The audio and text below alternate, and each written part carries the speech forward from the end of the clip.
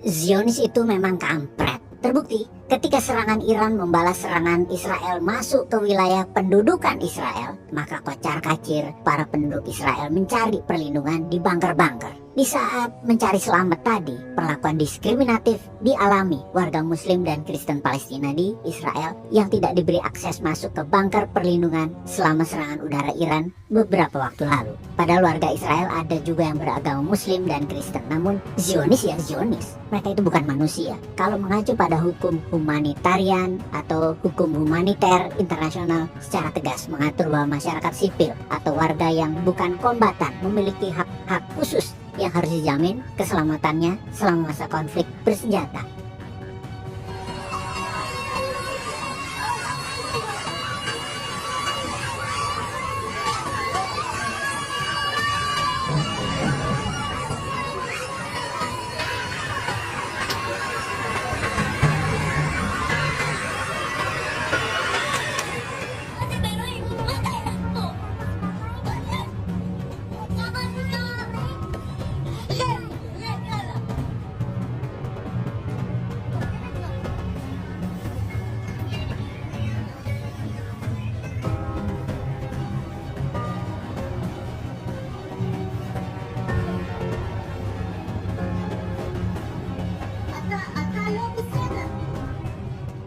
Hal ini terjadi beberapa saat yang lalu. Sejumlah warga beragama Islam dan Kristen yang tinggal di kawasan Jalan Yehuda Hayamit di Tel Aviv, warga Muslim dan Kristen mengaku dilarang masuk ke tempat perlindungan bawah tanah yang biasa mereka gunakan ketika sirine serangan udara berbunyi. Akses mereka ke bunker sekitar 12-an warga yang mencari perlindungan pada saat rudal misil Iran menggempur wilayah Israel. Warga Muslim Kristen tersebut tidak diberi akses masuk oleh warga Yahudi dari gedung baru di dekatnya dengan menunjukkan sikap yang tidak ramah. Insiden ini menyoroti kerentanan warga Muslim Kristen dan warga Palestina di Israel. Bahkan di kota-kota wilayah pendudukan Israel, semuanya itu campuran yang seharusnya menjadi simbol koeksistensi. Di Tel Aviv, sekitar sepertiga dari populasi merupakan mereka yang beragama Muslim, Kristen, juga warga Palestina dan Israel yang berbaur. Namun mereka tetap menghadapi diskriminasi sistemik oleh Zionis dalam berbagai aspek kehidupan, termasuk dalam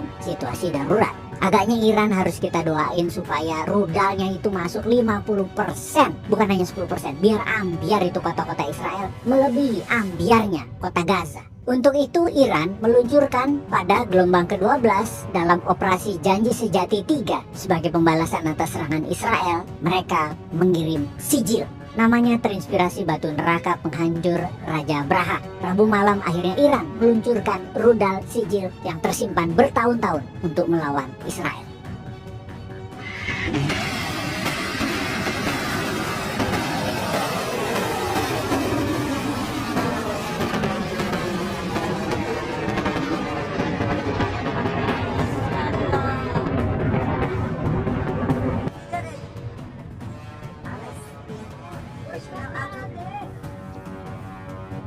Senjata canggih ini memiliki filosofi yang erat kaitannya dengan kisah Raja Abraha saat akan menghancurkan Ka'bah. Korps Garda Revolusi Islam Iran (IRGC) memperingatkan serangan akan terfokus dan terus-menerus seakan serangan batu api neraka ke Israel. Secara teknis, rudal sijil mampu menjangkau jarak hingga 2000 km. Jangkauan ini memungkinkan sijil dapat menyerang jauh ke wilayah musuh, termasuk seluruh wilayah Israel dan Eropa Tenggara. Bayangkan, hanya 400 detik rudal ini bisa masuk ke Israel. Dilihat dari spesifikasinya, rudal sijil memiliki panjang 18 meter dan bisa mengirimkan muatan hingga 700 kg bom. Bahkan ada varian lain di mana sijil mampu menjangkau 4000 km. Sijil juga disebut-sebut sebagai rudal berkecepatan tinggi yang presisi. Menteri Pertahanan Iran, Mustafa Muhammad Najar, menyebut rudal tersebut memiliki kemampuan luar biasa tinggi, memiliki kekuatan dahsyat. Nama rudal yang diambil dari ayat Al-Quran dalam surat Al-Fil ayat 4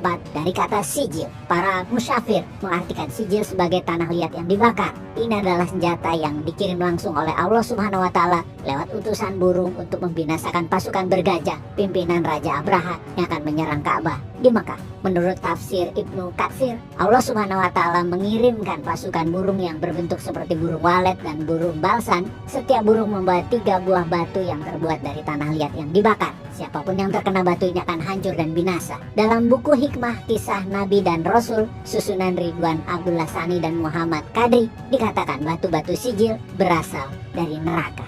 Walau. Peace.